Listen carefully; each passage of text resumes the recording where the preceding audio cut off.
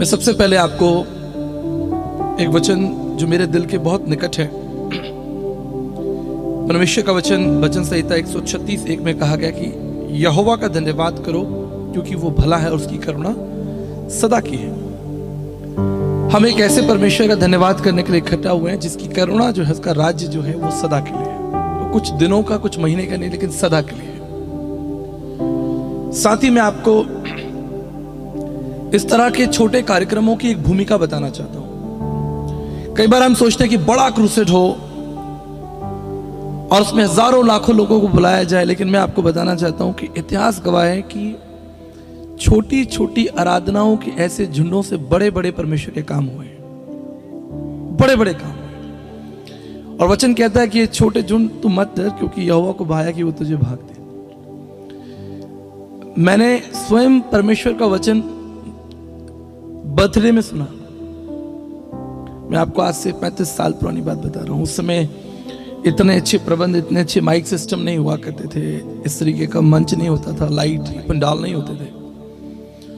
लोग घरों में, आंगनों में और छतों के ऊपर छोटी छोटी सभाएं करते थे। 15-20 लोग इकट्ठा होते थे, 50 लोग इकट्ठा होते थे, और वहां पर कोई परमेश्वर का दास दूर से आता था, शायद साइकिल से या बस से, और वो प्रचार करते थे। और आज तक मुझे याद है कि उन्हीं सभाओं से मेरा जीवन बदला है।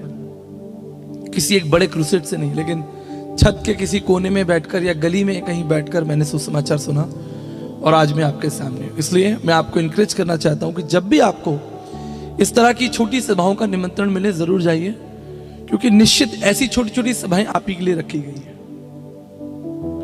ये निमंत्रण परमेश्वर की ओर से। अगर आप उत्पत्ति उसका 17 अध्याय उसके पहले पद को पढ़ेंगे, वहां लिखा है कि जब अब्राहम 99 वर्ष का हो गया तो यहोवा परमेश्वर ने उसे दर्शन देकर कहा कि मैं सर्वशक्तिमान परमेश्वर हूं, मेरी उपस्थिति में चल और सिद्ध होता जा। ये निमंत्रण हमें किसी परिवार, समाज, संगठन की ओर से नहीं मिलता। ये निमंत्रण जो वेलकम जो है, इनविटेशन जो है, ये यहोवा परमेश्वर की ओर से आपको दिया गया है। और विशेष रूप से मैं जवानों को, जो यहाँ बैठे हैं, बच्चे बैठे हैं, मुझे आज तक वो समय आता था जब हम अपने माता पिता के साथ इस तरह की छोटी सभाओं में जाते थे। कई बार हम इसलिए जाते थे कि वहाँ खाना होगा। हम पूछते थे, खाना है वहाँ पर, लंच है वहाँ पर, डिनर है वहाँ पर। तो माता पिता कहते थे, शांत रहो, हम प्रभु का वचन सुनने जा रहे हैं, खाना मिले ना मिले वचन मिलेगा। लेकिन बच्चे थे। लेकिन मैं आपको यकीन दिलाना चाहता हूँ, ऐसी छोटी छोटी सभाओं में जब माता पिता अपने बच्चों को अपने साथ लेकर आते हैं, परमेश्वर के बड़े बड़े दास इसी भीड़ से निकलते हैं। इसी झुंड में से परमेश्वर के बड़े बड़े दास निकलते हैं। इसलिए जब भी आपको मौका मिले, इस तरह का निमंत्रण मिले, ना आप खुद आए, लेकिन अपने परिवार और अपने बच्चों को भी लाने की कोशिश करें, क्योंकि जरूर परमेश्वर बात करेगा। मैं एक बार फिर से इस परिवार का धन्यवाद करना चाहता हूं। और बाइबल कहते हैं कि अवसर को बहुमूल्य समझो। आप चाहते तो आप दोनों पति पत्नी कहीं चले जाते घूमने के लिए और अपना 25th मैरिज एनिवर्सरी कहीं आपस में मना लेते, कहीं घूम घाम के, लेकिन आपने कलीसिया को दावत दिया, अपने पड़ोसियों को, अपने रिश्तेदारों को, अपने आस पड़ोस के लोगों को दावत दी, और अपने मन को और अपने भंडार को उनके लिए खोला, ताकि उन तक भी परमेश्वर की बरकत पहुंच सके। इतिहास गवाह है कि परमेश्वर ने एक परिवार को अपनी महिमा के लिए चुना है। इतिहास गवाह है कि परमेश्वर ने एक धर्मी व्यक्ति के द्वारा पूरे के पूरे देश का उद्धार कराया, पूरे के पूरे राज्य का उद्धार कराया। यही बात मैं अपने प्रिय भाई से कह रहा था कि ये सभा आपने नहीं रखी है, ये सभा परमेश्वर ने आपके द्वारा रखवाई है। ना जाने किसका उद्धार, किसके जीवन की बातें यहाँ छिपी हैं, और जो वो यहाँ से लेकर जाएंगे, निश्चित परमेश्वर आपको ब्लेस करेंगे। मैं परमेश्वर के वचन में आपको थोड़ा आगे ले जाना चाहता हूँ, समय को ध्यान में रखते हुए। उत्पत्ति की पुस्तक उसके 2 अध्याय उसकी 18 पद में लिखा है, तो यहोवा परमेश्वर ने कहा कि आदम का अकेला रहना अच्छा नहीं, मैं उसके लिए सहायक बनाऊंगा। यहां पर एक बहुत महत्वपूर्ण बात लिखी है। लिखा है कि आदम का अकेला रहना अच्छा नहीं है। ये बात सिर्फ विवाह के लिए नहीं है कि परमेश्वर उसके लिए एक सहायक बनाने जा रहा है या परमेश्वर उसके लिए एक परिवार बनाएगा, लेकिन यहां एक गंभीर बात छिपी है। वो ये है कि अच्छा और बुरा केवल परमेश्वर जानता है। हमारे लिए क्या अच्छा है, ये परमेश्वर से बेहतर कोई नहीं जानता। और जब परमेश्वर का वचन इस बात की घोषणा करता है कि परमेश्वर कहता है कि आदम का अकेला रहना अच्छा नहीं है, ये परमेश्वर की महान योजना और उसके प्रेम को दर्शाता है। उसे मालूम है कि आपके लिए सही क्या है। आपको कहाँ होना चाहिए, आपके साथ कौन लोग होने चाहिए और आपके जीवन में कौन कौन सी घटनाएं घटेंगी जो आपके लिए और आपके द्वारा जो और समाज के लिए और पूरे देश के लिए होंगी।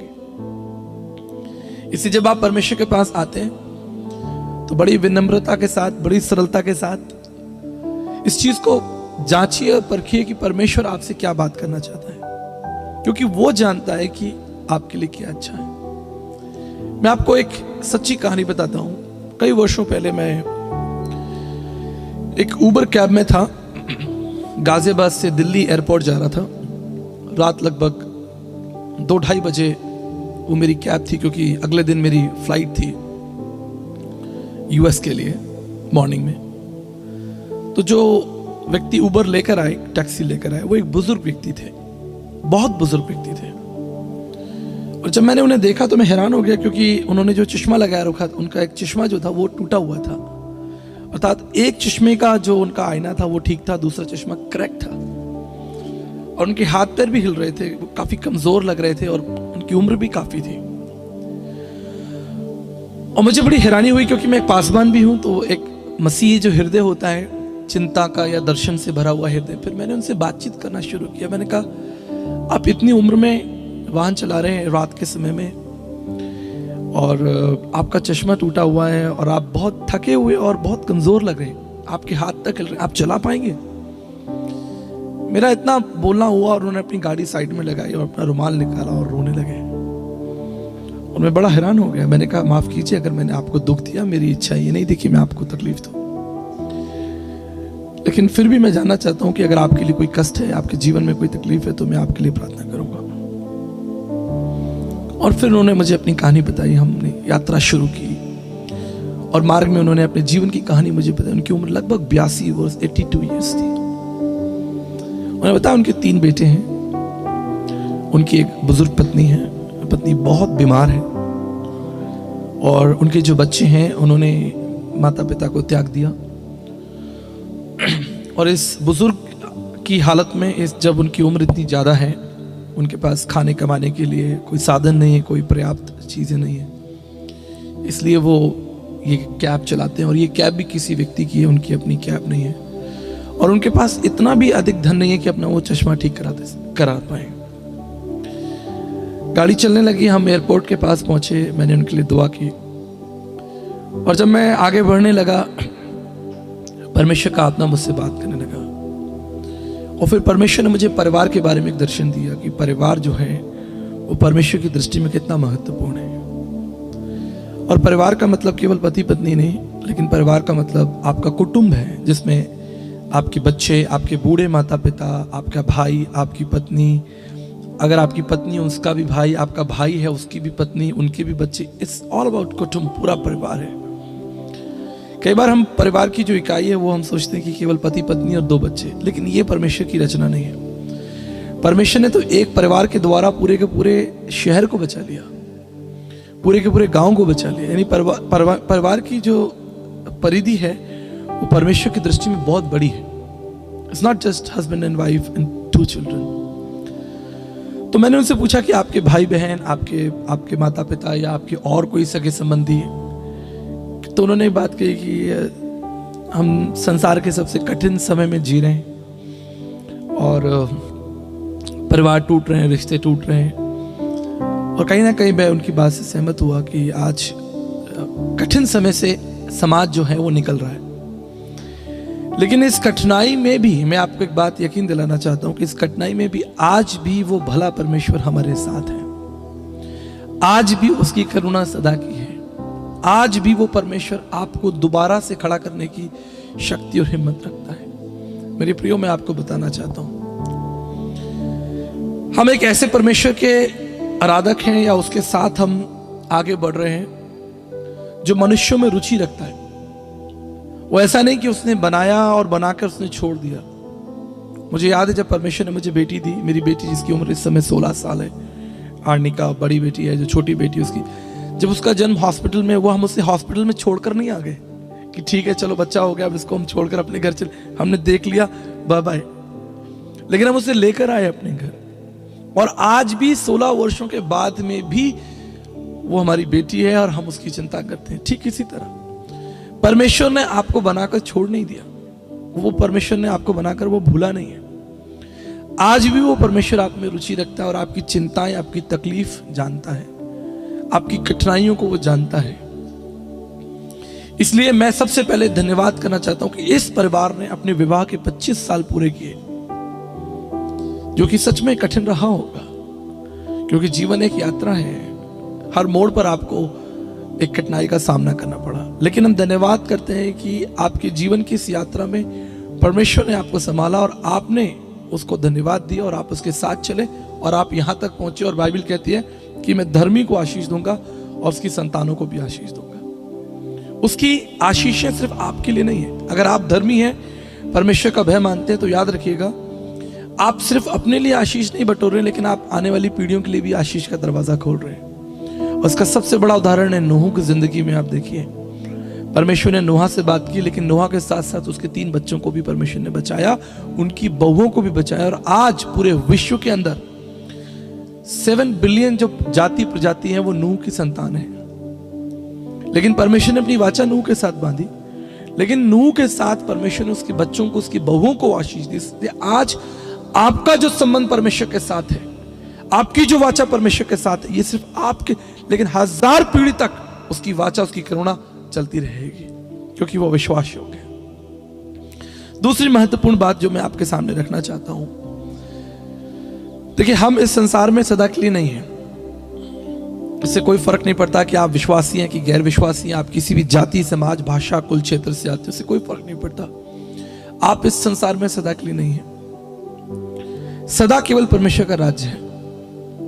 हम इस संसार में केवल एक यात्री मात्र हैं, बस हम चल रहे हैं और एक दिन हमारी यात्रा समाप्त हो जाएगी। लेकिन सवाल यह है कि ये जो यात्रा हो, हमारे जीवन की जो यात्रा है, ये यात्रा होगी कैसे? इसके अंदर जो मिठास, इसके अंदर जो परिपूर्णता, या इसके अंदर जो सद्भाव होगा, वो कौन लेकर आएगा? याद रखिएगा, वही परमेश्वर जिसने आपको बनाया है। आज संसार में मनुष्य के पास बहुत कुछ है, बड़ी बड़ी गाड़ियां हैं, बड़े बड़े घर हैं, सब कुछ है, लेकिन उनके जीवन को टटोल कर देखिए, क्या उनके जीवन में परमेश्वर का भय है? क्या उनके जीवन में परमेश्वर की वेदी है? क्या उनके जीवन में, उनके घरों में परमेश्वर की चर्चा होती है? क्या उनके परिवारों में परमेश्वर को महिमा और आदर दी जाती है? मैं ऐसे कई परिवार जानता हूं, आपकी भी नॉलेज में हो सकते हैं। परमेश्वर उनके लिए केवल एक विकल्प है। जब परमेश्वर की आवश्यकता होती है तो परमेश्वर के पास में आते हैं, जब उन्हें जरूरत है तो वो परमेश्वर के पास में आते हैं। लेकिन हम जानते हैं, प्रभु यीशु मसीह ने यूहन्ना 15 में सिखाया है कि हम दाखलता हैं, हम डालियां हैं, और जो डाली पेड़ में जुड़ी रहती है, लगी रहती है, वो फलवंत होगी। ये केवल अवसर की बात नहीं है कि हमने बस संडे के दिन परमेश्वर की आराधना की है, समय निकाला, कोई एक कार्यक्रम किया, ऐसा नहीं है। निरंतर उस परमेश्वर के साथ चलते रहिए, क्योंकि उसकी करुणा सदा की है। मेरे प्रियो, मैं आपको इनकरेज करना चाहता हूं। एक महत्वपूर्ण बात आपको बताऊंगा। आपको याद है जब शैतान हवा के पास में आया तो उसने क्या कहा? उत्पत्ति उसके 3 अध्याय उसके 4 पद में लिखा है कि जब सर्प जो है वो स्त्री के पास में आया तो कहा, इस फल को तू खाएगी तो निश्चित नहीं मरेगी। मैंने अपनी बाइबल में इसको अंडरलाइन किया हुआ है, तुम निश्चय नहीं मरोगे। आगे वो कहता, लेकिन तुम इस फल को खाकर परमेश्वर के तुल्य, उसकी समानता में हो जाओगे। ये सर्प जो है वो स्त्री से कह रहा है। मैं तमाम बहनों को, जो यहां मेरी बहन प्रभु में बैठी है, मैं आपको बताना चाहता हूं, कितना बड़ा दुर्भाग्य रहा कि वो स्त्री ये भूल गई कि परमेश्वर ने तो हमें अपनी समानता में ही बनाया है। शैतान ने क्या कहा कि जिस दिन तुम फल खाओगे तुम परमेश्वर की समानता में हो जाओगे, लेकिन वो ये भूल गई कि हम तो परमेश्वर की समानता में ही बनाए गए थे। परमेश्वर का वचन कहता है कि उसने आदम और हव्वा को अपनी समानता में बनाया, लेकिन जरूरत क्या थी? जरूरत थी परमेश्वर के वचन को स्मरण रखना। आप परमेश्वर के वचन को कई बार सुनेंगे, लेकिन स्मरण रखना आपकी जिम्मेदारी है। कई सभाओं में आप जाएंगे, कई प्रचारकों के द्वारा आप परमेश्वर के वचन को सुनेंगे, लेकिन स्मरण रखना हमारी जिम्मेदारी है, बताना और सिखाना, लेकिन स्मरण रखना, याद रखना आपकी जिम्मेदारी है। स्मरण नहीं रख पाई, भूल गई कि परमेश्वर ने कहा था कि तुम जिस दिन ये फल खाओगे तुम निश्चित मर जाओगे, अवश्य मर जाओगे। लेकिन शैतान कहता है कि तुम जिस दिन इस फल को खाओगे तुम नहीं मरोगे, परंतु तुम परमेश्वर की समानता में हो जाओगे। मेरे प्रियो, मैं आपको याद दिलाना चाहता हूं, आज आपके पास अच्छा पैसा, अच्छी गाड़ी, अच्छे कपड़े हो सकते हैं, अच्छा मोबाइल हो सकता है, लेकिन परमेश्वर का अगर वचन आपके पास नहीं है तो अंततः एक बड़ी हानि आपको होगी, एक बड़ी हानि होगी। इसलिए अपने जीवन की यात्रा में परमेश्वर के वचन को स्मरण रखें कि इन घटनाओं के लिए जीवन की यात्राओं में परमेश्वर का वचन किस विषय पर क्या कहता है। मैं धन्यवाद करता हूं, हमारी कलीसिया में एक बहन है जयपुर में, आज से लगभग 12 साल पहले या 15 साल पहले वो प्रभु में आई हमारे द्वारा ही। उनका प्रभु से कोई लेना देना नहीं था, कोई ताल्लुक नहीं था, लेकिन जब उन्होंने प्रभु को जाना तो उन्होंने बाइबल पढ़ना शुरू किया। मैं उनकी कहानी, उनकी गवाही आपको दे रहा हूं। उनका नाम कृष्णा भाभी है, वो हमारी जयपुर कलीसिया में रहती है। एक दिन जब मैं उनके घर में प्रार्थना करने के लिए गया तो मैंने उनकी बाइबल देखी, उनकी बाइबल फटी हुई थी, बहुत सारे पन्ने इधर से उधर बिखरे हुए थे। मैंने कहा, बहन आपकी ये बाइबल तो बुरी तरह से फटी हुई है। वो जानते हैं उन्होंने क्या कहा? मैंने कहा क्योंकि पास्टर जी मैं अपनी बाइबल से प्रेम करती हूँ। और उन्होंने क्या किया हुआ है, ये बड़ा अद्भुत है, जहां जहां परमेश्वर ने आज्ञा दी हुई है वहां उन्होंने अपनी बाइबल को हाईलाइट किया हुआ है रेड कलर से, लाल रंग से, और जहां जहां परमेश्वर ने प्रतिज्ञाएं दी हैं उन्होंने परमेश्वर की प्रतिज्ञा को ग्रीन किया हुआ है। मुझे बड़ा अद्भुत लगा। और आज उनके पास 9 बाइबल हैं, यानी वो 8 बाइबल फाड़ चुकी हैं और 9 बाइबल उनके पास नवी बाइबल चल रही है, उसकी भी तैयारी चल रही है कि उसके सारे पन्ने अलग हैं। और वो प्रार्थना करती है, सुबह उठती है, परमेश्वर के वचन को स्मरण रखती है, कलीसिया में छोटे छोटे बच्चों को परमेश्वर का वचन देती है। मैं ये बहनों से बात कर रहा हूं, अभी फिर मैं पुरुषों से भी बात करूंगा। वचन को याद करना, स्मरण रखना आपकी जिम्मेदारी है, क्योंकि जब आप परिपक्व होंगे, मजबूत होंगे, आप अपने बच्चों को परमेश्वर का वचन दे पाएंगे। कई बार हम चिंता करते हैं, हम अपने बच्चों को अच्छा भोजन देते हैं, अच्छे कपड़े देते हैं, किस स्कूल में एडमिशन कराता है, लेकिन याद रखिएगा आप एक माँ हैं और ये सबसे बड़ी जिम्मेदारी आपकी है कि आप अपने बच्चों को परमेश्वर का वचन दीजिए। परमेश्वर आपसे इस बात का लेखा जोखा लेगा। परमेश्वर आपसे कहेगा कि मैंने आपको संतानें दी थी, आपको बच्चे दिए थे, आपने उनके संग क्या किया। This is very very important. इसलिए याद रखिएगा कि परमेश्वर का वचन ना केवल आपको सुनना है, लेकिन आपको स्मरण रखना है, ताकि आप परमेश्वर के मार्ग पर, उस यात्रा पर आगे चलते जाएं। दूसरी महत्वपूर्ण बात जो मेरे हृदय के बहुत निकट है, 1 कुरिन्थियों 9:24 में लिखा है, क्या तुम नहीं जानते कि दौड़ में सब दौड़ते हैं लेकिन इनाम एक व्यक्ति पाता है। इससे तुम ऐसे दौड़ो कि तुमको इनाम मिले। मैं आपको एक बात बताकर उत्साहित करना चाहता हूं। लगभग 100 देशों की मैंने यात्राएं की है, पूरा विश्व घूम लिया, लेकिन मैं बड़े विश्वास और धन्यवाद के साथ कहना चाहता हूं कि आज पूरे विश्व के अंदर अगर सबसे अधिक प्रेम करने वाली कौम या परमेश्वर की महिमा और आदर करने वाले लोग जिनके पास परमेश्वर के लिए समय है, वो हिंदुस्तान के लोग हैं। ये बहुत बड़ी बात मैं आपको बता रहा हूं। विदेशों के अंदर चर्च में पास्टर्स को केवल 20 मिनट मिलते हैं, 25 मिनट मिलते हैं प्रचार करने के लिए, और अगर मैं यहां पर अगर 1.5 घंटा भी प्रचार करूंगा तो भी आप सुनेंगे। 2 घंटा ही प्रचार करूंगा तो शायद आप बड़ी रुचि से सुनेंगे। लेकिन विदेशों के अंदर, इंग्लैंड के अंदर, अमेरिका के अंदर केवल 20 मिनट का प्रचार करने का जो है वो पास्टर को सलाह दी जाती है कि केवल 20 मिनट, 21 मिनट नहीं हो जाना चाहिए। आज परमेश्वर ने आपको और मुझे मौका दिया है कि हम अधिक से अधिक परमेश्वर के वचन को सुने, ग्रहण करें और उस इनाम को जो परमेश्वर आपको देना चाहता है उसको आप प्राप्त करें। एक समय था जब हिंदुस्तान के अंदर बाहर से परमेश्वर के दास आते थे, लेकिन आज मैं धन्यवाद करता हूं, आज हमारे पास्टर सलीम खान जी इंग्लैंड जाते हैं और वहां जाकर प्रभु का प्रचार करके आते हैं। हालेलुया। प्रभु ने हमारे हिंदुस्तान की कलीसियाओं का सम्मान बढ़ाया है, परमेश्वर ने हमारी भारत की कलीसियाओं का सम्मान बढ़ाया है। भारत के परमेश्वर के दासों को, सेवक और परमेश्वर के और गीत, मैं परमेश्वर का धन्यवाद करना चाहता हूं। पूरे हिंदुस्तान के जो गीत तैयार हो रहे हैं, मसीह लोग जो बच्चे हमारे तैयार कर रहे हैं, मैं धन्यवाद करना चाहता हूं। तमाम बच्चे जो जवान लोग आप गीत गा रहे थे, ये पूरे गीत पूरे विश्व में चल रहे हैं। चाइना के अंदर मुझे लोग बताते हैं, अभी मेरा भाई, छोटा भाई विलियम, पास्टर विलियम जापान गए थे, जापान के अंदर लोग मसीह गीतों को, हमारे गीतों को सुन रहे हैं, और जापानियों ने हिंदी गीत सीखकर अपने चर्च में खड़े होकर हिंदी गीत गाया। उसकी वीडियो मेरे पास पड़ी हुई है। परमेश्वर हमारे देश में अद्भुत काम कर रहे हैं, भारत देश के अंदर अद्भुत काम करे। लेकिन ये अद्भुत काम होगा कैसे? एक विश्वास योग्य जन चाहिए, एक विश्वास योग्य परिवार चाहिए।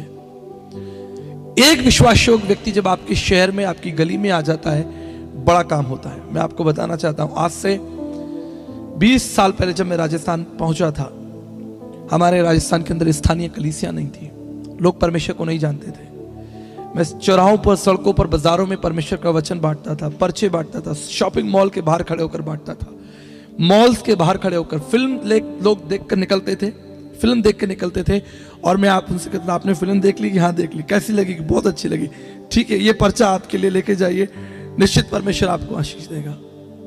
अब जानते हैं, मैं परमेश्वर का धन्यवाद करता हूं, नूह के लिए एक बहुत सुंदर बात लिखी हुई है। नूह के लिए लिखा है कि वो एक धर्मी व्यक्ति था और अपने समय के लोगों में खरा था। आज मसीह कलीसियाओं को, मसीह विशेष रूप से आप जब इस वचन को सुन रहे हैं, ये आपके और मेरे लिए है। परमेश्वर का वचन कहता है उत्पत्ति 6 अध्याय 9 पद में कि नूह जो था वो धर्मी और विश्वास योग्य था और अपने समय के लोगों में खरा था। आज अगर हमारे समाज में एक व्यक्ति धर्मी हो, एक व्यक्ति खरा हो, उसके द्वारा परमेश्वर बड़े काम करने की शक्ति रखता है। और एक चीज हमेशा याद रखिएगा, परमेश्वर ने हमेशा अपने काम के लिए लोगों को चुना है। वो नाव बना सकता था, जिसने दुनिया को बनाया उसे नाव बनाने में क्या जोर आ रहा है? मुझे बताइए, कोई जोर नहीं आ रहा है। उसने कहा आकाश और पृथ्वी के तारे गण बन गए, उसने कहा पृथ्वी बन गई। पृथ्वी की नॉर्थ पोल से लेकर साउथ पोल तक की दूरी 13,000 किलोमीटर है। 13,000 किलोमीटर की पृथ्वी को उसने मुंह से बोलकर बना दिया। 13 लाख गुना बड़ा जो सूर्य हमारी पृथ्वी से, वो परमेश्वर ने बोलकर बना दिया। उसके लिए कोई बड़ी बात नहीं थी कि वो 300 हाथ लंबा एक जहाज आपसे बनवाए। वो बोलता और बन जाता, वो कहता और ऐसे हजारों जहाज बन जाते। लेकिन उसने एक धर्मी व्यक्ति को अपनी महिमा के लिए, अपने काम के लिए चुना कि एक बड़ी गवाही हो, एक बड़ी गवाही हो। और उस धर्मी व्यक्ति ने 120 साल तक, ना केवल उसने लेकिन उसके पूरे परिवार ने, मैं विश्वास करता हूं, जिक्र बाइबल में ऐसा नहीं आता, लेकिन इतिहास की बाइबलों में, इतिहास की किताबों में ऐसा आता है कि उसका परिवार भी उसके साथ था। और इसलिए परमेश्वर ने नूह के साथ उसकी पत्नी, आपकी पत्नी और बच्चों को और उनकी बहुओं को परमेश्वर ने जीवन का अवसर दिया। देखिए मेरी बात ध्यान से सुनिएगा, आप पूरा संदेश भूल जाएंगे लेकिन ये बात नहीं कभी भूलेंगे। पूरी पृथ्वी से परमेश्वर ने जनजाति को हटा दिया, सारी जनजाति खत्म हो गई, पूरी पृथ्वी पर कोई प्राणी नहीं बचा। लेकिन ये 8 लोग बचे, केवल ये 8 लोग बचे, क्योंकि इनके ऊपर परमेश्वर की करुणा थी। और ध्यान देने बात यह है कि इन 8 लोगों के द्वारा परमेश्वर ने दुनिया को दोबारा जीने का मौका दिया, दोबारा अवसर दिया, इन 8 लोगों के द्वारा। और मैं धन्यवाद करना चाहता हूं नूह के जीवन के लिए। मैं उसके जीवन से बहुत प्रभावित हूं। 120 साल तक वो परमेश्वर की आज्ञा मानता रहा। 6:22 में लिखा है, very important, and Noah did exactly what the Lord asked him to do. Noah ने वही किया जो परमेश्वर ने उससे कहा। उसने उसमें आकार में कोई परिवर्तन नहीं किया। आज परमेश्वर आपसे जो कह रहा है उससे आप कीजिए, क्योंकि उसी के द्वारा बड़ी आशीष, बड़ी क्रांति छुपी हुई है। आप अपने मोहल्ले में, अपने घर के अंदर, अपने परिवारों के अंदर परमेश्वर की महिमा कीजिए। देखिए परमेश्वर आपके परिवार को नूह की किश्ती के समान इस्तेमाल करेगा और वहीं से जीवन निकलेगा। मैं आपको बताना चाहता हूं, आज परमेश्वर ने मुझे बहुत अच्छा घर दिया। जयपुर राजस्थान में परमेश्वर ने मुझे बहुत अच्छी कलीसिया दी, बहुत अच्छा घर दिया, सब कुछ सुंदर है। लेकिन अगर मैं आपको इतिहास बताऊं तो आप हैरान हो जाएंगे। मेरे पिताजी रेलवे में कार्य करते थे और एक छोटा रेलवे क्वार्टर हमको मिला हुआ था, 2 कमरे का। घुसते ही वो खत्म हो जाता था, आप उसके अंदर घुसे और वो खत्म हो गया।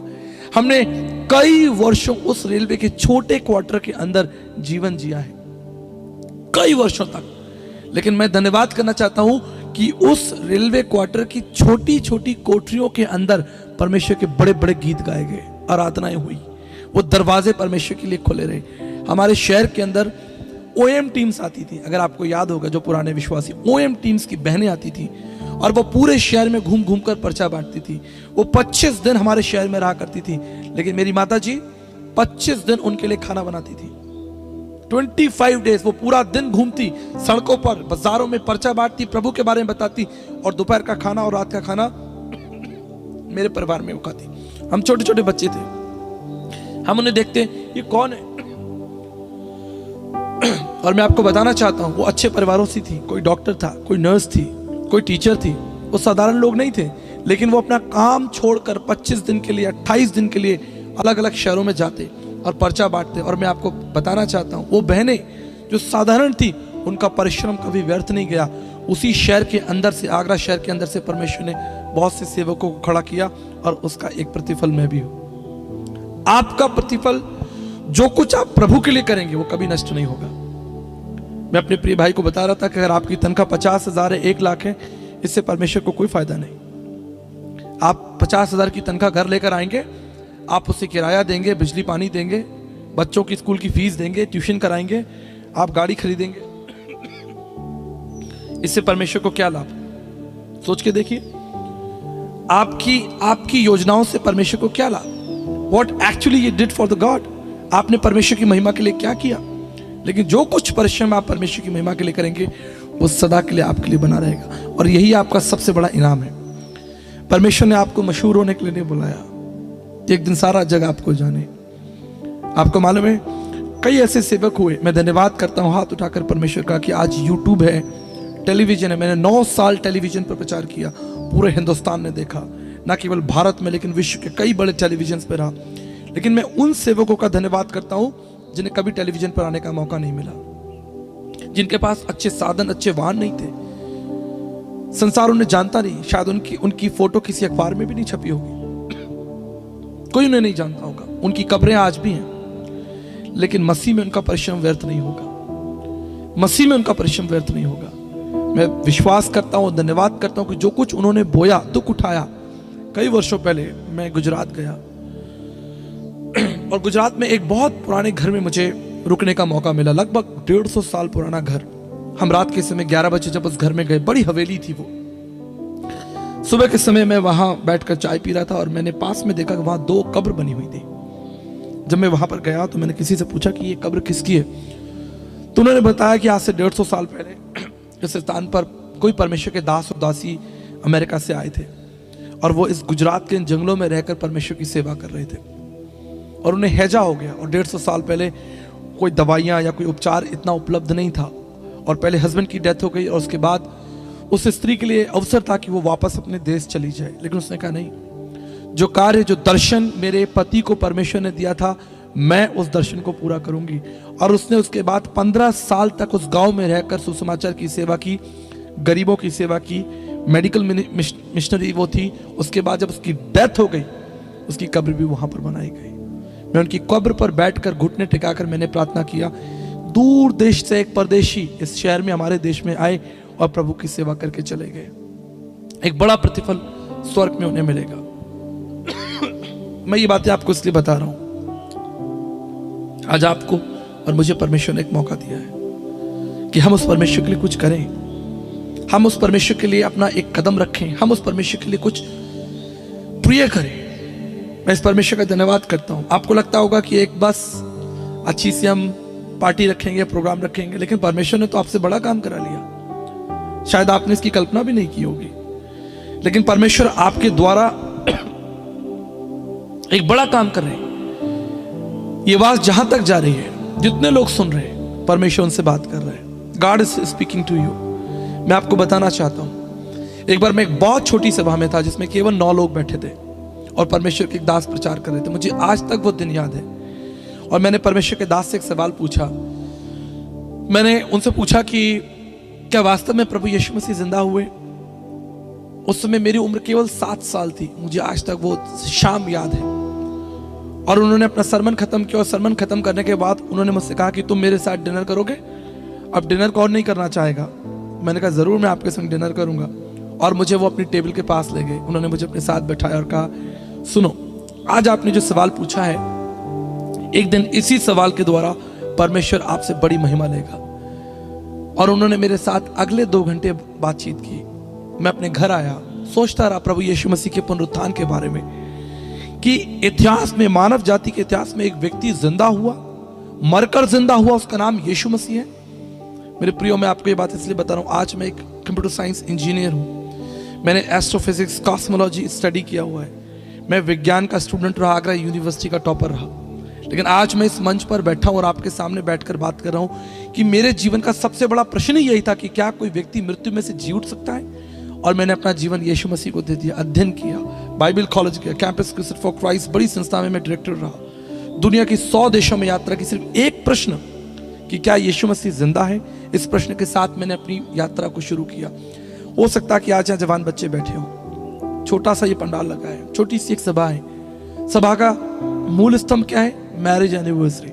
शायद हम मैरिज एनिवर्सरी पर इतनी बात नहीं कर रहे हैं, शायद हम परिवार के बारे में इतनी बात नहीं कर रहे हैं कि विवाह, जनरली ऐसा होता है मैरिज एनिवर्सरी पर हम विवाह का संदेश दे देते हैं, लेकिन मैं आपको दर्शन का संदेश देना चाहता हूं कि परमेश्वर आपके विवाह के द्वारा, आपके परिवार के द्वारा एक बड़ी क्रांति लाना चाहता है।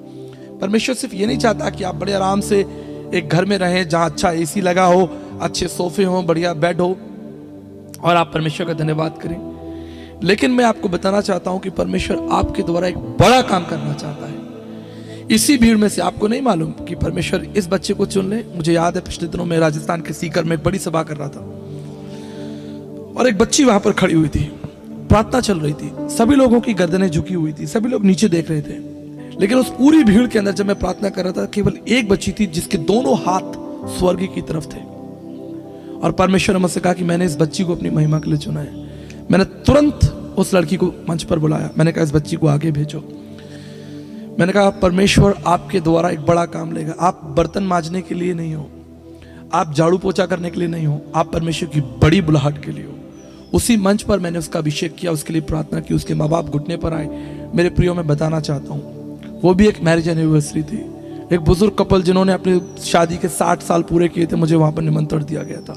वहां परमेश्वर ने एक बच्ची को चुना। इस छोटी सभा से परमेश्वर निश्चित किसी एक व्यक्ति को चुनना चाहता है और उसके द्वारा बड़ा काम करना चाहता है, लेकिन शर्त क्या है? शर्त यह है कि आप उसकी विधियों को जानें। अगर आप एजरा की पुस्तक पढ़ेंगे, मैं बहुत तेजी से आपसे बात करना चाहता हूं समय का ध्यान रखते हुए।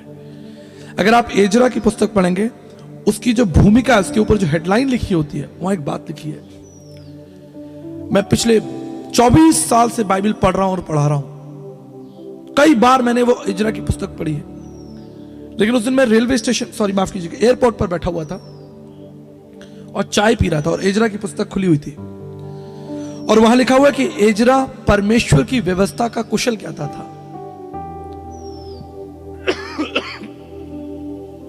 बस आप यकीन नहीं करेंगे, वो वचन मेरे सामने ऐसे उठकर आ गया।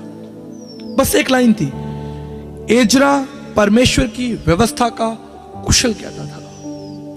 आज मेरा सवाल आपसे है, क्या आप परमेश्वर की व्यवस्था के कुशल ज्ञाता हैं?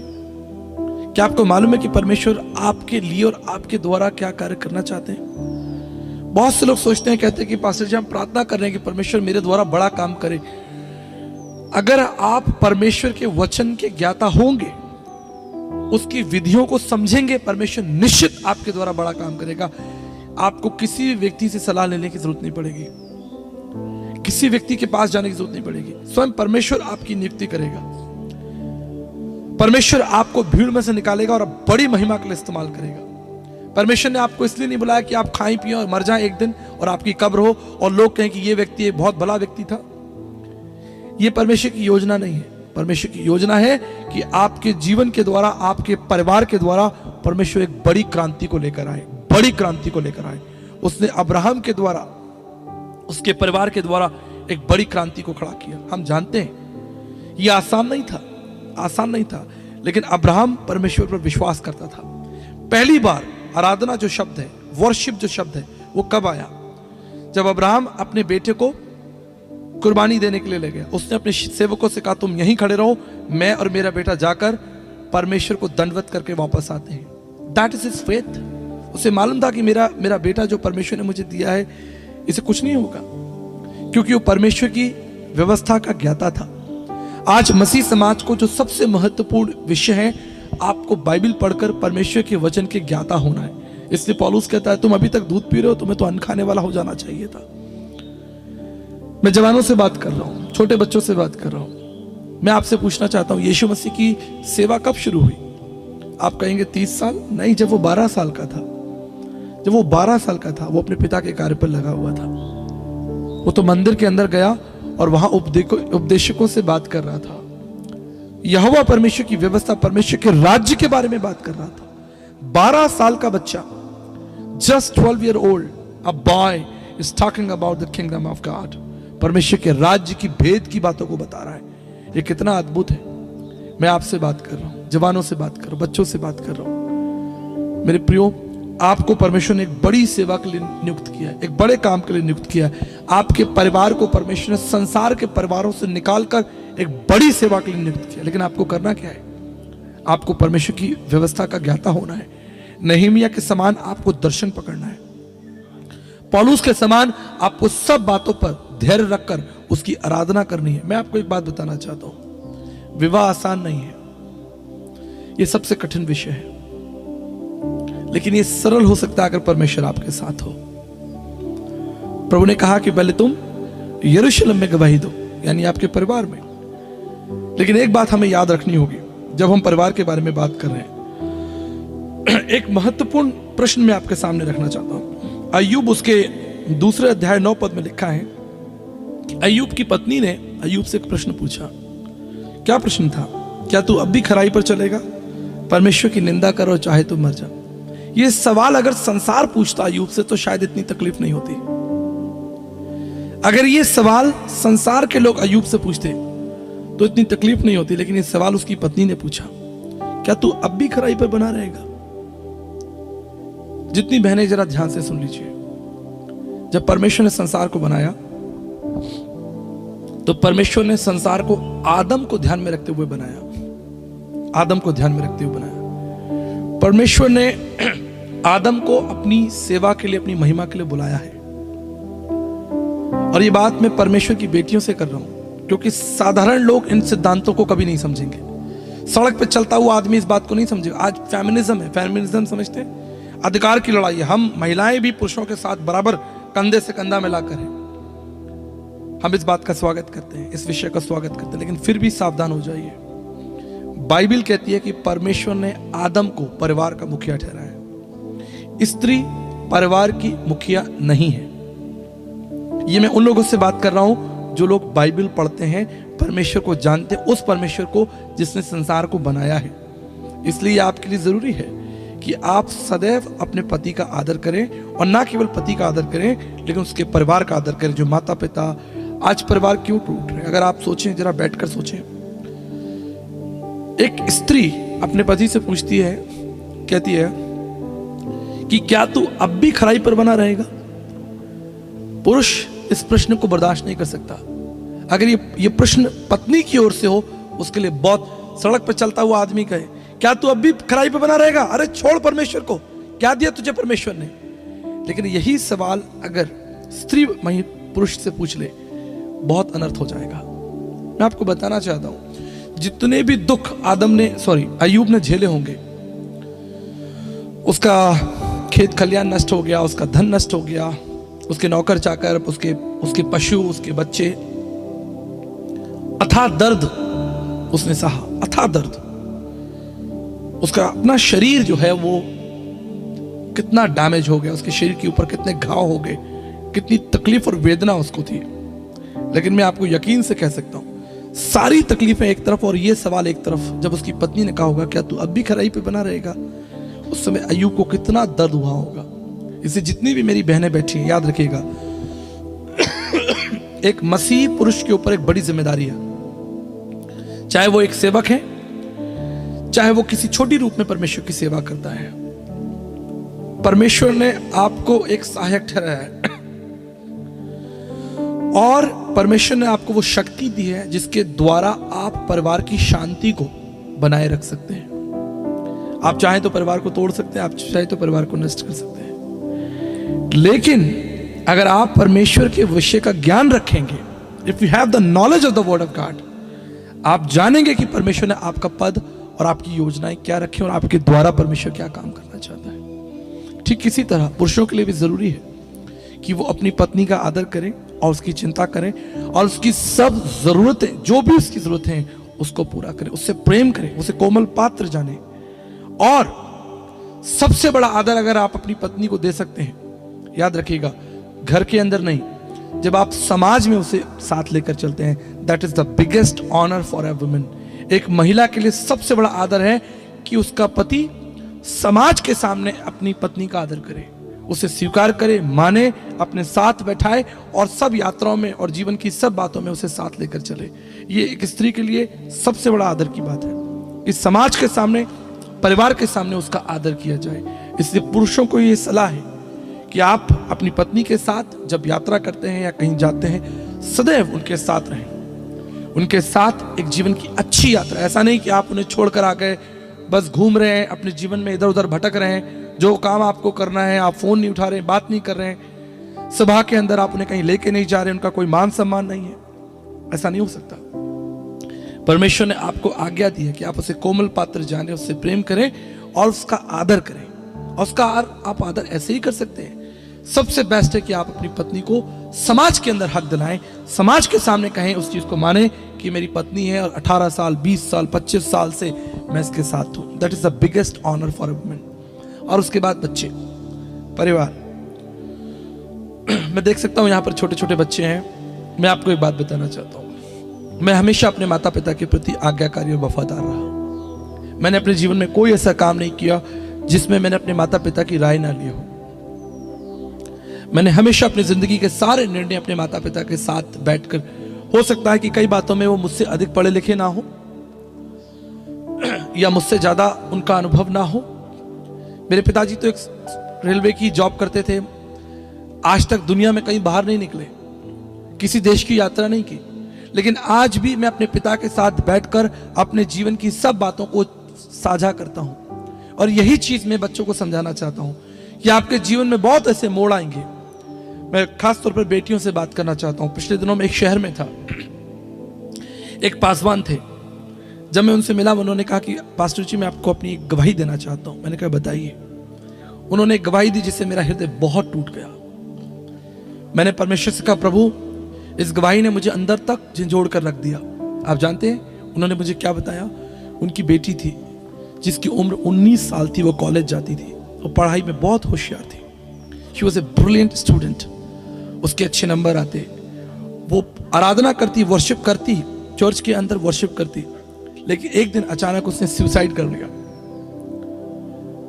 दिन के समय में उनके घर में कार्यक्रम था, शाम को उसके बड़े भाई की यात्रा थी, ट्रेन पकड़कर उसको कहीं जाना था, आई थिंक कोयम्बटूर जाना था, और लगभग 2:30-3 बजे के आसपास उस जवान लड़की ने आत्महत्या कर ली।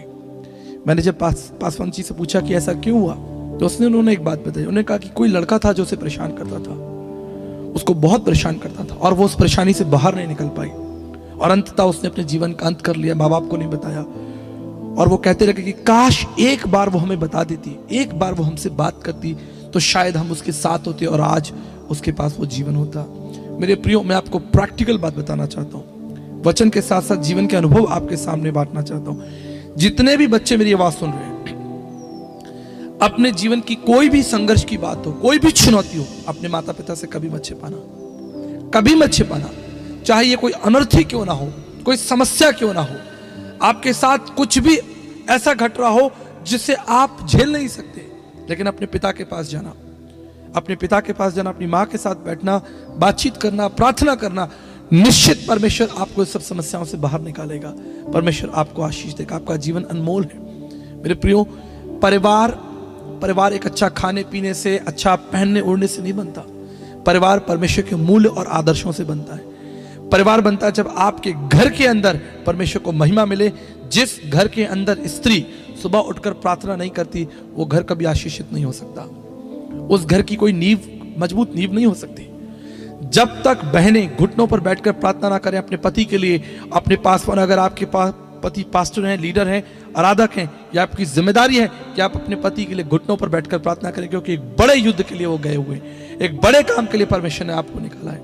याद रखिएगा मेरी बात, जितना आप परमेश्वर में मजबूत होंगे, आपका परिवार उतना मजबूत होगा। लेकिन अगर एक भी व्यक्ति कमजोर है, वो परिवार हिलेगा, उसकी जड़ें हिलेंगी। एक व्यक्ति कोशिश करेगा परिवार को बचाने के लिए, लेकिन दूसरा व्यक्ति परिवार को टूटने के लिए कभी कोई कोशिश नहीं करेगा। लेकिन मैं धन्यवाद करना चाहता हूं नूह के जीवन के लिए। Come back to the life of Noah. इतना बड़ा प्रोजेक्ट परमेश्वर ने उसको दिया, लेकिन मैं विश्वास करता हूं कि जब वो जहाज बनाता होगा तो उसकी पत्नी जो है उसके लिए भोजन लेकर आती होगी। आपने देखा होगा कई बार किसान लोग मेहनत करते हैं, उनकी पत्नियां जो है खाना लेके, उनके बच्चे जो है खाना लेकर जाते हैं। कितना अद्भुत दृश्य होता है, मैंने देखा है। मैंने एक किसान को देखा, पेड़ के नीचे बैठा हुआ था, इंतजार कर रहा था। हम लोग वहां पर शूटिंग कर रहे थे। थोड़ी देर में मैंने देखा उसकी एक बुजुर्ग स्त्री जो है हाथ में खाना लिए हुए चले आ रही। उस दृश्य को देखते हुए मेरे अंदर एक अजीब सी सकारात्मक भावनाएं डोलने लगी। पैदल भोजन लेकर आ रही है, फिर वो वहां पर बैठे, उन्होंने खाना खाया, प्रभु का धन्यवाद दिया। अद्भुत था। मैं आपको यकीन दिलाना चाहता हूं, जो स्त्री, जो महिला अपने पुरुष का आदर करेगी, अपने पति का आदर करेगी, परमेश्वर का भय मानेगी, उस परिवार के द्वारा परमेश्वर बड़े बड़े काम करेगा। आज हम नोहा को आदर दे रहे हैं, महिमा दे रहे हैं, उसको कह रहे हैं कि उसने इतना बड़ा काम किया, लेकिन ये उसकी बिना पत्नी के संभव नहीं था। It was impossible without the wife of Noah. ये नहीं हो सकता था। अगर वो उससे लड़ती, उससे झगड़ती, तो उसका काम पूरा कभी नहीं होता। इसलिए बड़ी जिम्मेदारी आपके ऊपर है। साथ ही जो भी योग्यताएं परमेश्वर ने आपको दी है, जो भी परमेश्वर ने उपहार आपको दिए हैं, उसके द्वारा आप परमेश्वर को बड़ी महिमा और बड़ा आदर दें। हमेशा अपने घर को अपनी परमेश्वर की महिमा के लिए खोलिए। बहुत से घर ऐसे हैं जो परमेश्वर की महिमा के लिए नहीं खोले जाते। वो सोचते हैं कि हम चले जाएंगे चर्च में जाकर दुआ कर लेंगे, प्रार्थना कर लेंगे, लेकिन जो घर परमेश्वर के लिए नहीं खोला जाता वो कभी आशीषित नहीं होगा। अपने घरों के अंदर आप पासवानों को बुलाइए, अपने अन्न और जल को पासवानों के संग साझा कीजिए, प्रार्थना करवाइए। जो घर परमेश्वर के लिए खुला रहेगा, मैं आपको बताना चाहता हूं, स्वर्ग से आशीष उस घर में होती है। उसके खत्ते भंडार कभी खाली नहीं होंगे। उसके अन्न और जल पर सदैव परमेश्वर की करुणा होगी। जो घर परमेश्वर की महिमा के लिए खोला जाता है। मेरे प्रियो, मैं आपको इनकरेज करना चाहता हूं, आपको बताना चाहता हूं कि परमेश्वर के साथ चलने के लिए आपको उसकी व्यवस्था का ज्ञाता होना पड़ेगा। उसके साथ चलने के लिए आपको उसके सिद्धांतों को समझना पड़ेगा। तब जाकर आप परमेश्वर के एक बड़े कार्य को अपने जीवन में देखेंगे। ये केवल एक ठंडी प्रार्थना, छोटी सी प्रार्थना या एक दो वचन पढ़ लेने से एक बड़ा मजबूत काम परमेश्वर का नहीं हो सकता। आपको मैं यकीन दिलाना चाहता हूं कि 1 घंटा सुबह बाइबल और 1 घंटा शाम को, जब आप सुबह उठें, मैं इसको 40 मिनट कहता हूं, लेकिन अगर आप 1 घंटा कर सकते हैं, दैट्स वंडरफुल। 40 मिनट्स आपको परमेश्वर के सामने आना है। 40 मिनट आपको परमेश्वर के सामने आना चाहिए। इससे पहले आप मनुष्यों का सामना करें। इससे पहले आप मनुष्यों का सामना करें, आपको 40 मिनट पहले परमेश्वर का सामना करना चाहिए, वचन के द्वारा, प्रार्थना के द्वारा। ठीक इसी तरह जब आप सोने जा रहे हैं, आराम करने जा रहे हैं, अपने बिस्तर पर जा रहे हैं, यह आपकी बड़ी जिम्मेदारी है। पति पत्नी के लिए बड़ी जिम्मेदारी है कि हाथ पकड़कर आप परमेश्वर का धन्यवाद कीजिए और सब कमियों और घटियों को परमेश्वर के सामने रखें और धन्यवाद करें कि प्रभु, आपने मुझे घर दिया, जीवन दिया, परिवार दिया और मैं आपकी स्तुति करना चाहता हूँ। मेरे प्रियो, तब आप अपने जीवन में परमेश्वर के बड़े कार्यों को देखेंगे। एक अंतिम बात बताकर आपको इनकरेज करना चाहता हूँ। अब जानते हैं कि हमारा परमेश्वर छोटे छोटे कार्यों के अंदर अपनी बड़ी महिमा प्रकट कर देता है। आप बाइबल पढ़ें, नया नियम पढ़ें, आप एक अद्भुत बात देखेंगे कि यीशु मसीह का जो पहला चमत्कार हुआ वो कहाँ हुआ? याद है आपको? पहला चमत्कार एक शादी में हुआ, एक विवाह में हुआ। विवाह तब भी जब उत्पत्ति की पुस्तक लिखी गई, आदम और हव्वा को बनाया गया, तब भी परमेश्वर की दृष्टि में पवित्र और प्रथम था। और जब यीशु मसीह की सेवा शुरू हुई तो पहला चमत्कार परमेश्वर ने विवाह के अंदर ही किया। अब हम देखेंगे कि प्रभु यीशु मसीह तो इतने व्यस्त थे, वो बड़े बड़े काम करते, लेकिन विवाह में जाकर बैठे हुए हैं। आप कल्पना करके देखिए, सोच के देखिए कि प्रभु यीशु मसीह विवाह में गए और विवाह में जाके बैठे और खाना पीना चल रहा है, लोग मेहमान वहां पर बैठे, लेकिन यीशु मसीह बैठे, बुलाए गए, निमंत्रण दिया गया। ये अद्भुत है। ये कुछ साधारण मत समझ लीजिएगा, ये अद्भुत है। ये परमेश्वर की योजना का एक हिस्सा है, अमूल्य हिस्सा है कि हमारा प्रभु यीशु मसीह, जिसे पूरी दुनिया प्रभु कहती है, उसने अपनी सेवा का एक बड़ा हिस्सा विवाह के द्वारा शुरू किया। विवाह में गए, बैठे, और वहां क्या था? वहां लिखा है कि घड़ों में जो है पानी प्रभु ने भरवाया, दाखरस खत्म हो गई थी। लेकिन वहां पे एक अद्भुत बात मैं आपको बताना चाहता हूं। वचन कहता है कि प्रभु ने कहा कि इन घड़ों को क्या करो? मुंह up to the brim, fill it up to the brim. क्यों प्रभु ने कहा? प्रभु कहते कि इसे भर दो भाई। तो कोई घड़ा थोड़ा नीचे खाली रह जाता, कोई पूरा भर जाता, कोई आधा रहता, लेकिन प्रभु ने कहा कि इन घड़ों को ऊपर तक, fill it up to the brim. इस बात को समझ लीजिए, जब कोई चीज ऊपर तक भर दी जाएगी, जब ये पानी ऊपर तक है, तो हम इसमें कोई और चीज नहीं मिला सकते। जब ऊपर तक आपके जीवन के अंदर परमेश्वर का वचन होगा, शैतान उसके अंदर कुछ नहीं डाल सकता। We have to fill a life up to the brim. हमें मुंह तक, उस घड़े को मुंह तक परमेश्वर के वचन से भर देना है, तब आपके द्वारा एक बड़ा चमत्कार पूरा जगत देखेगा। आप सोचे कि बस मुझे एक वचन याद है, 2-3 वचन याद कर लिए, एक कमजोर सी प्रार्थना कर ली, ठंडा सा जीवन जी लिया, साल 6 महीने में कभी उपवास रख लिया, क्रिसमस मना लिया, थोड़ा ईस्टर बना लिया और परमेश्वर आपके द्वारा बड़ा काम करेंगे। I don't think so. It's going to be a great work through the Lord. अगर आप परमेश्वर के द्वारा बड़े काम को देखना चाहते हैं तो आपको घड़े को ऊपर तक भरना पड़ेगा। उस बहन के समान आपकी बाइबल चमकनी चाहिए। हालेलुया। आप जानते हैं, मैं हमेशा एक बात कहता हूं, if you highlight the word of God, the God will highlight you. अगर आप परमेश्वर के वचन को चमकाएंगे तो परमेश्वर भी आपको ऊंचा उठाएगा और अपनी सेवा के लिए इस्तेमाल करेगा। विवाह आसान नहीं है। दुनिया के बड़े बड़े दार्शनिकों ने विवाह के ऊपर पुस्तकें लिखी हैं। विवाह के ऊपर दुनिया में सबसे बड़ा टॉपिक रहा है विवाह, परिवार, जिसके ऊपर ना केवल सेकुलर लोगों ने, लेकिन क्रिश्चियंस लोगों ने, पास्टर्स, लीडर्स ने पूरे वर्ल्ड के अंदर विवाह के ऊपर अनगिनत किताबें लिखी हुई हैं, परिवार के ऊपर अनगिनत किताबें लिखी हुई हैं। क्योंकि शैतान जानता है कि एक परिवार को गिराकर आप परमेश्वर की बड़ी योजना को गिरा सकते हैं, एक परिवार को तोड़कर। लेकिन धन्य वो परिवार जो यहोवा परमेश्वर का भय मानता है। धन्य वो स्त्री, वो पुरुष जो परमेश्वर के काम को पूरा करती है। यीशु मसीह ने कहा, father I have brought the glory to you by finishing the work you gave me to do. यीशु मसीह के सामने बहुत चुनौतियां थी, लेकिन उसने कहा कि पिता, मैंने तेरा काम पूरा करके तेरी महिमा की है। यह आसान नहीं होगा कि आप प्रभु के साथ चलें, उसका काम करें। आसान नहीं होगा। हर मोड़ पर आपको चुनौती होगी, हर मोड़ पर तकलीफ होगी। पारिवारिक, मैं आपको बताना चाहता हूं, रिक वॉरेन को आप जानते हैं? कितने लोग परमेश्वर के महान दास रिक वॉरेन को जानते हैं? उनके बेटे ने सुसाइड किया, पूरी दुनिया में हाहाकार मच गया, बड़े बड़े इंटरव्यूज, टेलीविजन के प्रोग्राम चलने लगे। अरे रिक वॉरेन जो कि दुनिया के सबसे अच्छी पुस्तकें लिखते हैं, मोटिवेशनल, परमेश्वर की सामर्थ्य के ऊपर, पूरी दुनिया के अंदर ये बात फैल गई कि रिक वॉरेन जैसे परमेश्वर के दास, उनके बेटे ने सुसाइड कर लिया। एक बड़ा इंटरव्यू बुलाया गया, टेलीविजन लगे हुए थे। उनसे जो इंटरव्यू ले रहा था, उन्होंने सवाल पूछा, सर आप वर्ल्ड के one of the best leading pastor हैं, आपकी किताबें दुनिया में मशहूर हैं, दुनिया के लोग, उनकी पुस्तक है पर्पस ड्रिवन लाइफ और पर्पस ड्रिवन चर्च, अगर आपने पढ़ी हो तो, वर्ल्ड फेमस बुक, लेकिन आपके बेटे ने सुसाइड कर लिया। How do you explain it? आप इसे कैसे देखते हैं? आप जानते हैं उन्होंने क्या कहा? उन्होंने कहा, that is his choice, that is his choice, ये उसने चुना। मैंने तो सदैव प्रभु को बांटा था, मैंने तो सदैव प्रभु की बात की थी, मैंने तो सदैव प्रभु को महिमा दी थी, लेकिन मेरे बेटे ने मृत्यु को चुन लिया। मेरे प्रियो, मैं आपको बताना चाहता हूं, परमेश्वर ने आपको एक बड़ी सेवा के लिए बुलाया। इसलिए जो व्यक्ति परमेश्वर की सेवा कर रहा है, उसको सपोर्ट करना, उसके सहायक बनना, ये आपके लिए बड़ी जिम्मेदारी है।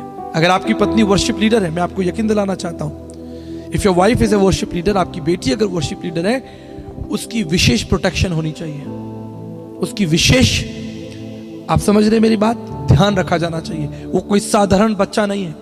अगर कोई जवान परमेश्वर का दास कोई गिटार बजाता है या परमेश्वर की आराधना करता है, वो हजारों लाखों लोगों से अलग निकाला गया है, वो कोई भीड़ का हिस्सा नहीं है।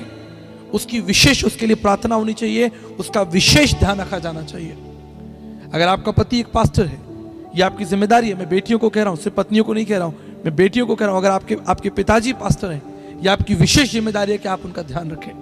अगर आपके ताऊ जी, आपके मामा जी, अगर आपके परिवार में कोई भी व्यक्ति परमेश्वर का दास है और परमेश्वर की सेवा कर रहा है और परमेश्वर के लिए एक योद्धा बनकर खड़ा है, ये पूरे परिवार की जिम्मेदारी है कि उस परमेश्वर के दास की सेवा करें, उसके लिए सीधा मार्ग निकालें, उसके लिए समस्याओं को समाधान में परिवर्तित करें। लेकिन कई बार क्या होता है, हम समस्याएं खड़ी कर देते हैं। पासवानों के लिए समस्याओं को खड़ी, परिवार के द्वारा समस्याएं खड़ी हो जाती हैं, हमारे अपनी कलीसियाओं के द्वारा। मैं कलीसिया से कहना चाहता हूं, आप सोचते हैं कि क्या पासवानी बहुत आसान है, कि बस हम पासवान लोग खड़े हो गए और हमने प्रचार कर दिया और बहुत अच्छा हो गया। लेकिन हम जानते हैं कितना संघर्ष जो है वो पासवानों को करना पड़ता है अपनी कलीसिया को सही मार्ग में ले जाने के लिए। कई कलीसिया के लोग अपने पासवानों के लिए संघर्ष खड़ा कर देते हैं। मेरे प्रियो, मैं आपको यकीन दिलाना चाहता हूं, जो लोग परमेश्वर की सेवा के लिए निकाले गए हैं, अलग किए गए हैं, उनके लिए विशेष प्रार्थना कीजिए। हो सकता है परमेश्वर ने आपको पूर्णकालीन सेवा के लिए नहीं बुलाया, हो सकता है परमेश्वर ने आपको कोई बड़ा दर्शन नहीं दिया, लेकिन जिस व्यक्ति को दर्शन दिया है उसके लिए प्रार्थना करना आपकी जिम्मेदारी है। एक ऐसा परिवार बनाइए, एक ऐसा समाज बनाइए जो मिलकर परमेश्वर की सेवा करे। मैं धन्यवाद करना चाहता हूं प्रभु के इस परिवार के लिए जिन्होंने अपनी मैरिज यानी 25 साल आपने अपने जीवन के पूरे कर लिए। आसान नहीं होगा। अगर आप पीछे मुड़कर देखें कितनी तकलीफें आपने उठाई होंगी। मैं कह सकता हूं कि आपने फाइनेंशियल चैलेंजेस भी देखे होंगे, आपने दुख उठाया, बीमारी और तकलीफी में आज आपके पास अच्छा घर है, अच्छी पोजीशन है। लेकिन शायद 20 साल पहले, 22 साल पहले आपके पास ये व्यवस्थाएं नहीं हो, आपके पास इतने अच्छे साधन नहीं हो, लेकिन आप विश्वास योग्य रहे, आपने धन्यवाद किया, छोटी छोटी बातों में परमेश्वर का धन्यवाद किया और परमेश्वर ने आपका सम्मान बढ़ाया। और मैं आपको यकीन दिलाना चाहता हूं ये केवल एक आरंभ है। बाइबल कहती है कि मैं धर्मी को आशीष दूंगा और उसकी संतानों को भी आशीष दूंगा। जो कुछ आप परमेश्वर के लिए करेंगे वो आपकी संतानों तक जाएगा, आपकी संतानों के द्वारा होके जाएगा। आपका परिश्रम प्रभु में कभी व्यर्थ नहीं होगा। आपने डिपार्टमेंट की सेवा की है, हम धन्यवाद करना चाहते हैं। आप देश की सेवा में भी है, लेकिन देश की सेवा का प्रतिफल याद रखिएगा, एक समय आएगा जब खत्म हो जाएगा, लोग आपको भूल जाएंगे। लोग बड़े बड़े अधिकारियों को भूल गए, बड़े बड़े मंत्रियों को भूल गए, जिन्होंने अपना जीवन देश के लिए न्यौछावर कर दिया, लोग उन्हें भूल गए। समाज आपकी सेवा को भूल जाएगा, लेकिन स्वर्गदूत आपकी सेवा को कभी नहीं भूलेंगे। जो सेवा आपने पृथ्वी पर की है वो अनंत काल तक गिनी जाएगी, अनंत काल तक उसे स्मरण रखा जाएगा। मेरे प्रिय, इसलिए मैं आपको ये एनकरेज करना चाहता हूं, प्रभु के लिए कुछ कीजिए। Do something in the kingdom of God. अपने आप को दृढ़ कीजिए कि मैं परमेश्वर के लिए क्या कर सकता हूं, मुझे कौन सा जहाज बनाना है, मुझे कौन सा गीत लिखना है, मुझे किस दिशा में यात्रा करनी है, किन लोगों से मिलना है। मैं धन्यवाद करना चाहता हूं तमाम उन श्रेष्ठ सेवकों का जिन्होंने दुख उठाकर सेवा की है, कष्ट उठाकर सेवा की है। आसान नहीं है, परमेश्वर की राह पर चलना आसान नहीं है, लेकिन यीशु मसीह ने कहा, father I have brought the glory to you by finishing the work. जो काम प्रभु तूने मुझे दिया मैंने उसे पूरा कर दिया है। यही बात आपको और मुझे करनी है, यही काम आपको और मुझे करना है कि प्रभु जो भी सेवा आपने मुझे दी है मैंने उसे पूरा कर कर आपकी सेवा की, आपके नाम को ऊंचा उठाया है। तब आप अपने जीवन में परमेश्वर के बड़े काम को देखेंगे। एक ऐसा समाज बनाइए, एक ऐसा परिवार बनाइए जो परमेश्वर को ग्रहण योग्य हो। परमेश्वर आपके साथ है, उसकी करुणा सदा की है। परमेश्वर का वचन कहता है कि ये सारे जग के लोगों यहोवा का धन्यवाद करो और उसके उपकार को कभी ना भूलना। लेकिन याद रखिएगा, धन्यवाद वही कर सकता है जिसके पास परमेश्वर का अनुभव हो। धन्यवाद वही कर सकता है जो नम्र हो। नहीं तो लोग सोचते हैं कि ये सारी गाड़ियां, योग्यताएं हमें अपनी क्षमता से मिली है, हमने इसे कमाया है, हमने इसे पाया है। लेकिन मैं आपको बताना चाहता हूं ये सब कुछ परमेश्वर की ओर से उपहार है। आपके जीवन की एक एक चीज परमेश्वर की ओर से उपहार है। हो सकता है आपने नौकरी की हो, लेकिन उस नौकरी को पूरा करने के लिए सामर्थ्य परमेश्वर ने दी हो। आपने एक अच्छा घर बनाया हो, आपको लगता हो कि मैंने बैंक से लोन ले लिया, लेकिन उस लोन को चुकाने की भी शक्ति परमेश्वर ने आपको दी है। परमेश्वर अगर आपके साथ ना हो ये भला काम नहीं हो सकता। इसलिए याकूब कहता है, परमेश्वर का दास कहता है कि हर एक उत्तम दान जो है वो परमेश्वर की ओर से आता है। हर एक उत्तम चीज परमेश्वर की ओर से आपको दी गई है। इसलिए यही मेरी प्रार्थना है कि आप एक सुंदर मजबूत परिवार बनाइए। ये सभा सिर्फ आपके लिए नहीं थी, हम सबके लिए एक चुनौती थी। जितने भी लोग दूर पास से आए, मैं परमेश्वर का धन्यवाद करता हूँ। प्रभु आपको बहुत आशीष दे। और याद रखिएगा, आपको भी उस कार्य को पूरा करना जैसे नूह ने कहा। परमेश्वर का वचन उत्पत्ति 6:22 में लिखा है कि मैंने इस कार्य को पूरा करके तेरी महिमा की है। लिखा है, Noah did exactly what the Lord asked him to do. जो काम नोहा को दिया गया था उसने अपने परिवार के साथ उसे पूरा किया।